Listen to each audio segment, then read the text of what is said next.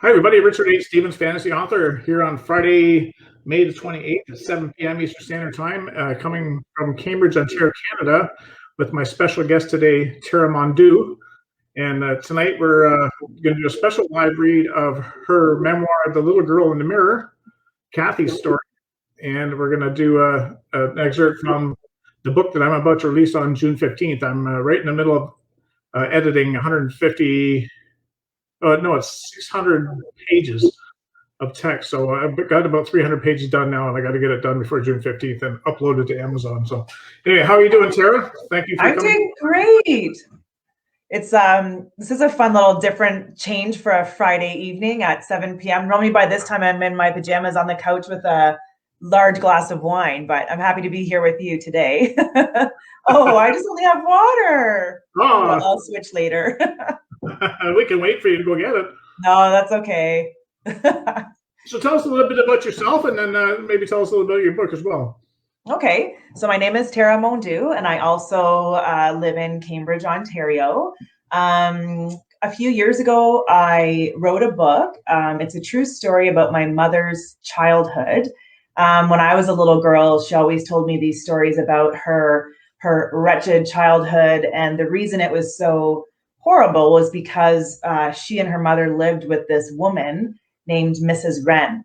So Mrs. Wren was very mean to my mother as a little girl for more than 5 years, the whole time that they lived with them. And I always wondered why my mom couldn't get over how mean Mrs. Wren was to her. And I think I've been trying to figure that out my whole life. But what I did do was write my mother's story, that 5 years of her life in particular. And I think I did figure out in the end why she couldn't let go of this hurt that, haunted her whole life. The story is a little emotional, but tonight we're going to have fun. So I'm not going to read anything that's too emotional. I think we're going to have a little bit of fun with the chapter that I chose for tonight. Awesome. And so where did this take place? Where did your mother experience this? It was in Canada, obviously. Was it? Yep. So she was born in Ontario, but after several months, her mother, Rita, felt she couldn't take care of her properly. So she took her daughter back to Cape Breton, where she's from. And so for the first 5 years of little Cathy's life, she lived with her grandparents, Nana and Papa. And she loved being there. She had a life full of love and lots of family members. But when she was 5 years old, her mother, Rita, came back to Cape Breton and said, "I'm your mother. You're going to live with me, and I'm taking you back to Stratford, Ontario, and we're going to live happily ever after." And I think at first little Cathy thought it was going to be pretty exciting to have this big adventure with this woman that she realizes now is her mother. But after a few short months of being here, realizes that it's not the kind of life that she was hoping for. It wasn't fun. It wasn't full of love or anything. It was actually quite miserable, mostly, again, because of this woman, Mrs. Wren. But, I think that my mother blamed Mrs. Wren for all of that hurt, but I think we all wonder, why did they stay there so long? What kind of life did they have where they couldn't have moved out and away from this woman? So it's that 5 years of her life is where the story takes place. And what year would this be? So it would be 1955 to about 1960. So times are a little bit different back then as well. So. Yeah. I think that one of the main characters, Rita, Cathy's mother, so that's my grandmother, it was the 50s and she was single and she was Irish Catholic and she was the oldest of 10 children. And I think she thought she was going to have this really exciting life. She left Cape Breton to go to Brantford to work for the war effort. She loved to sing and dance and she had boyfriends and she was, fun loving. And I think she, she got pregnant. I think she was felt really bad about that, and her life didn't turn out the way she had hoped either.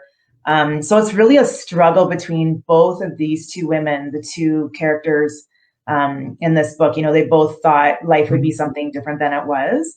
So it's definitely a mother-daughter relationship story. Awesome. And do you have something coming up after this one? Have you written a sequel? Have you got the bug to keep writing? Yeah, I think what happened was the story ends when Cathy's 12. And, certainly like all of us, our lives don't end at 12, they continue on. And so many people who have read the book said, well, what happened after? What happened to Cathy? What happened to Rita? Did Rita ever get married? So I figured I need to continue the story. But instead of continuing it from where I left off, I'm thinking about telling it 20 years later from the perspective of Cathy's little girl, which is me.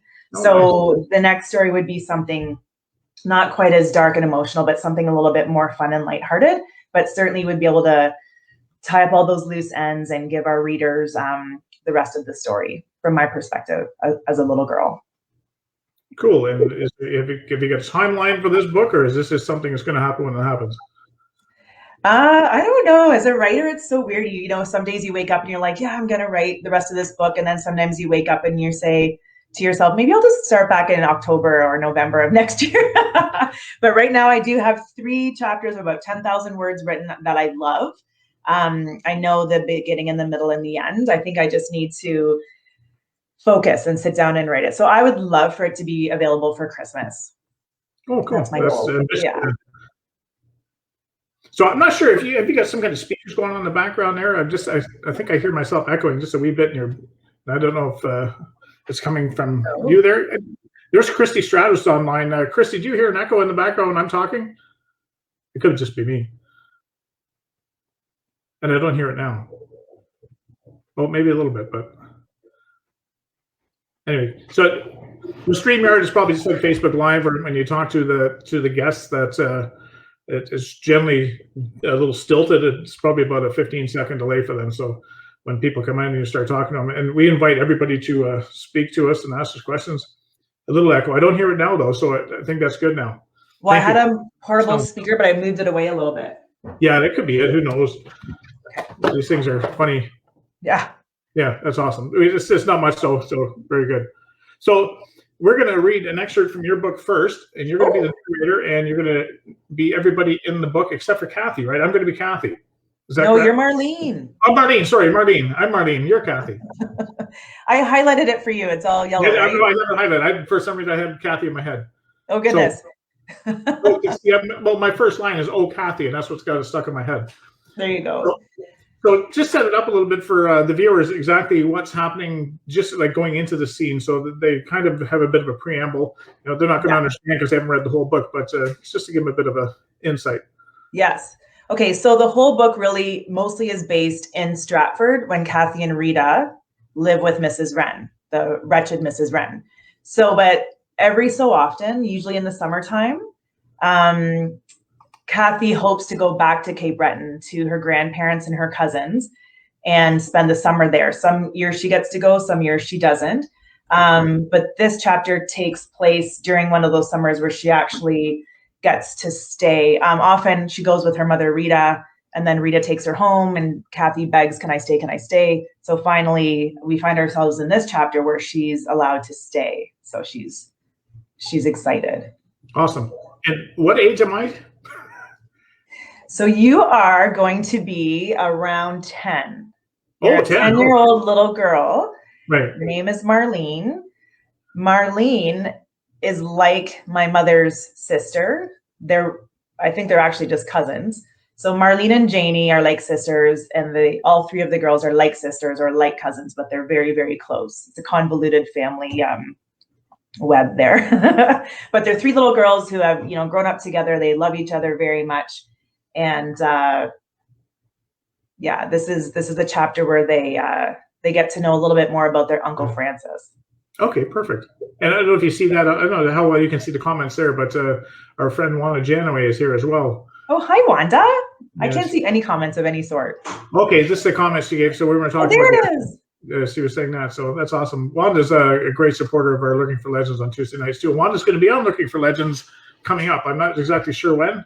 I think it's July, but I could be wrong. Wanda probably knows the date, but we'll have Wanda. I know. Anyway. Did she just say she can only hear me when I'm talking? No, I think she said there's a bit of an echo. I think we're talking about the echo. She's only when Tara speaks, but I hear it, but it's not bad. So, but I don't hear it really anymore now, so I think it's okay.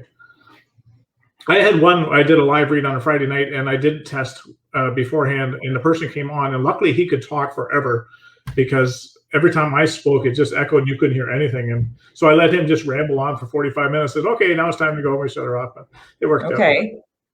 But no worries. No, I don't hear it now, and generally I can hear it if it's happening. So. All right. Well, if anyone's watching and it sounds like we're echoing like crazy, just stop us, because we don't want to read this whole chapter and no one can hear it properly. Wanda says she's on Lurking for Legends in August. And oh yeah, awesome. There's yeah, certainly show that, yeah.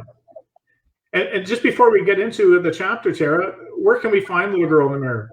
If someone wants to buy it. Yeah, so Little Girl in the Mirror is available on the internet everywhere. So Indigo, Amazon, Barnes and Noble, even Foyles in the UK. It's available in chapter stores across the country. And like all chapters, Indigo stores, if it's not in your particular store, you can always order it in. It's also available on ebook, Kobo Kindle, and it's available if you're in the neighborhood. I can always, thank you, Amber.